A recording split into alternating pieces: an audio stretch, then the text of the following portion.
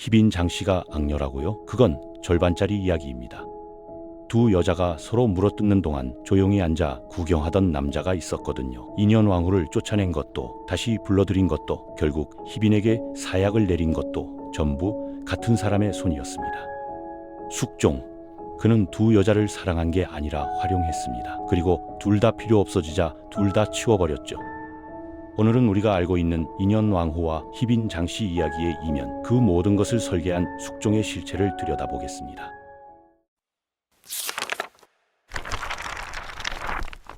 1667년 한양의 명문가 여흥미씨 집안에서 딸아이가 태어났습니다.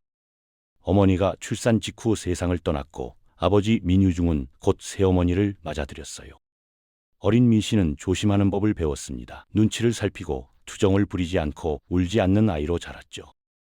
사랑받으려면 착해야 한다고 스스로 배운 거예요. 그리고 그 버릇은 평생을 따라다녔습니다.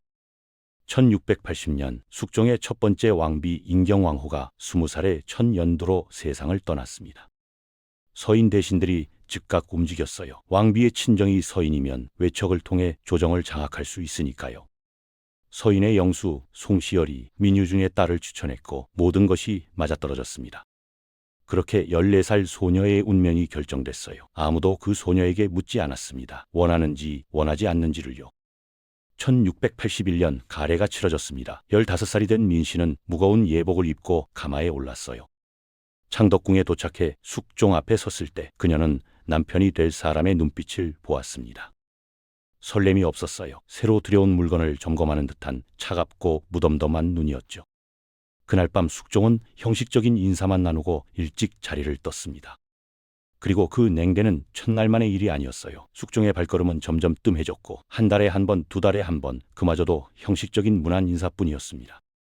1686년 왕비가 된 지 5년째 되던 해였습니다.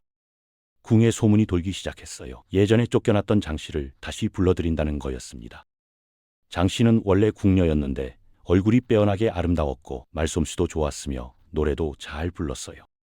명성왕후는 저 여자를 곁에 두면 안 된다며 즉각 궁에서 내보냈는데 3년 뒤 명성왕후가 세상을 떠나자 숙종은 곧바로 장씨를 다시 불러들였습니다. 그날부터 숙종의 발걸음은 장씨의 초소로 향했고 장씨는 빠르게 총애를 받으며 희빈까지 품계가 올랐어요. 희빈은 왕의 후궁 중 가장 높은 자리로 왕비 바로 아래였습니다. 궁의 권력 지형이 완전히 바뀌고 있었죠. 1688년 봄 희빈이 임신했습니다. 30살이 되도록 아들이 없던 숙종에게 드디어 희망이 생긴 거였어요. 그해 10월 희빈은 아들을 낳았습니다. 훗날 경종이 되는 왕자 윤이었어요. 궁 전체가 들썩이는 잔치가 벌어졌습니다. 그 잔치 한 구석에서 인현왕후는 홀로 앉아 있었어요. 왕비가 된 지 7년 동안 아들이 없었습니다. 숙종이 찾아오지 않았으니 아이가 있을 리 없었죠. 세상 사람들은 그저 중전이 복이 없다고 수군거릴 뿐이었습니다. 그런데 더 큰 문제가 터졌습니다. 숙종이 그 아이를 원자로 책봉하겠다고 나선 거예요. 서인들이 발칵 뒤집어졌습니다. 장씨는 남인의 지지를 받고 있었는데 그녀의 아들이 왕이 되면 남인 세상이 열리는 거였거든요. 숙종은 분노했어요. 그리고 마침내 결정을 내렸습니다. 서인을 완전히 쳐야 한다. 그러려면 서인의 깃발을 먼저 꺾어야 한다. 그 깃발이 바로 인현왕후였습니다. 1689년 음력 5월 숙종의 명이 내려왔습니다. 왕비 미씨는 덕이 부족하여 폐출하노라. 8년간의 왕비 생활이 한순간에 무너졌습니다. 80여 명의 신하들이 반대 상소를 올렸지만 숙종은 꿈쩍도 하지 않았어요. 상소를 올린 신하들이 체포되고 고문을 받고 귀양을 갔습니다. 오두인이라는 유생은 상소를 올렸다가 곤장을 맞고 귀양 가는 길에 숨을 거뒀어요. 하지만 숙종의 마음은 처음부터 움직일 생각이 없었습니다. 인현왕후는 왕비의 옷을 벗었습니다. 화려한 비단 대신 거친 무명옷을 입고 비녀를 뽑으며 왕비의 모든 것을 내려놓았어요. 창덕궁 문을 나서는 순간 뒤에서 곡소리가 터져나왔습니다. 거리를 가득 채운 백성들이 눈물을 흘렸어요. 숙종은 친정에 머물지 말라는 명까지 내렸습니다. 서인들이 모여들 것을 막으려는 거였어요. 결국 한양 변두리 감고당이라는 허름한 집으로 들어갔는데 방 2칸에 부엌 하나, 담장은 무너져 있고 지붕은 새고 마당에는 잡초가 무성했어요. 불과 며칠 전까지 창덕궁의 주인이었던 여자가 이런 곳에서 살게 된 겁니다. 그 사이 장씨는 조선 역사상 처음으로 후궁에서 왕비 자리에 올랐어요. 인현왕후는 그 소식을 들으며 담담하게 말했습니다. 예상했던 일이다. 전하는 처음부터 그럴 작정이셨을 것이다.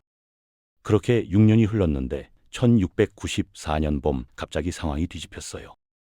희빈이 숙종의 후궁 숙빈 최씨를 해치려 했다는 것이 발각됐습니다.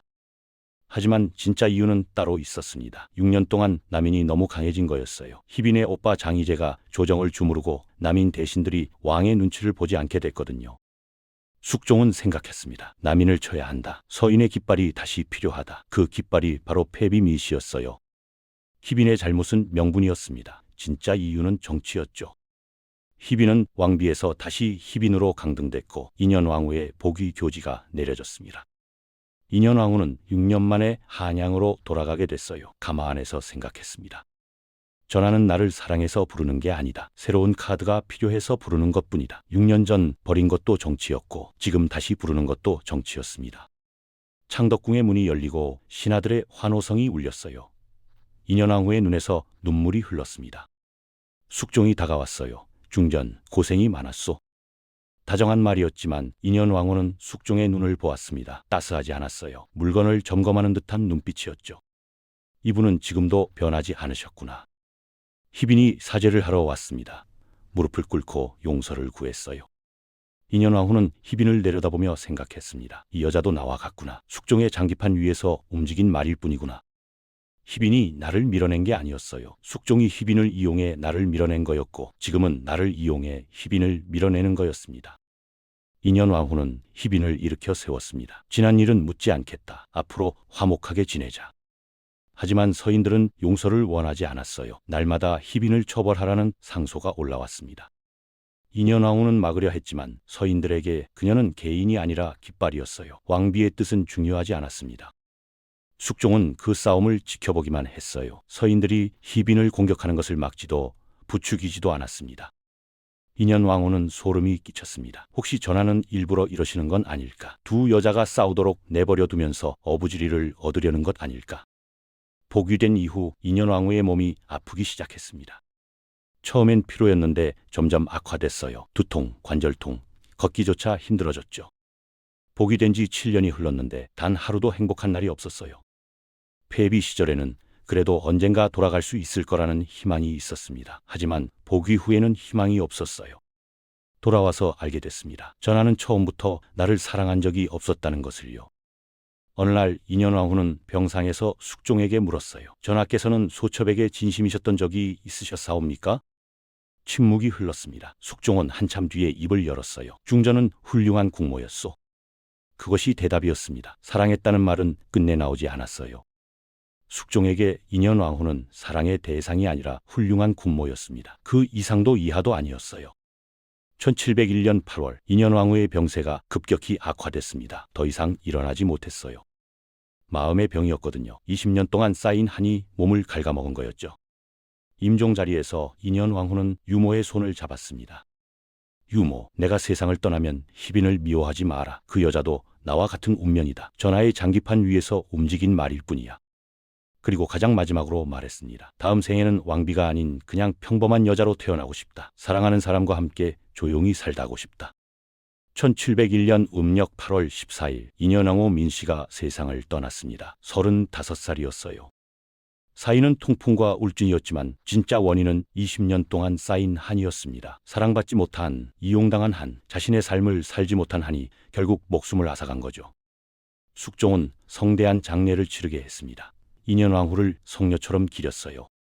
그런데 인현왕후가 죽은 지 2달 뒤 희빈 장씨에게 사약이 내려졌습니다. 인현왕후를 저주했다는 죄목이었어요. 사실 여부는 알 수 없습니다. 하지만 어쩌면 이미 필요 없어진 말을 치우기 위한 명분이었을 수도 있어요. 숙종이 명했습니다. 전연의 입을 벌려 사약을 부어라. 한때 목숨을 걸고 사랑했던 여자에게 그렇게 명했습니다. 희빈 장씨는 사약을 받고 죽었습니다. 43살이었죠. 역사는 숙종을 환국의 군주라 기록합니다. 서인과 남인을 번갈아 등용하며 왕권을 강화한 영명한 왕이라고요. 하지만 그 왕권 강화의 뒤에는 두 여자의 삶이 있었어요. 인현왕후와 희빈 장씨 두 사람은 서로를 적으로 알았습니다. 하지만 진짜 적은 따로 있었죠. 두 여자를 장기판 위의 말처럼 움직이고 서로 싸우게 만들고 마지막엔 둘 다 치워버린 그 손. 숙종이었습니다. 희빈 장씨가 악녀였다면 숙종은 포식자였습니다. 그리고 인현왕후는 그 포식자의 세계에서 끝까지 착하게 살다가 간 사람이었어요. 사람들은 그녀를 성녀라고 부릅니다. 하지만 그 이름 뒤에는 단 한 번도 자신의 삶을 살지 못한 한 여자의 35년이 있었습니다. 다음 생에는 왕비가 아닌 평범한 여자로 태어나고 싶다던 그 마지막 말이 오래 마음에 남습니다.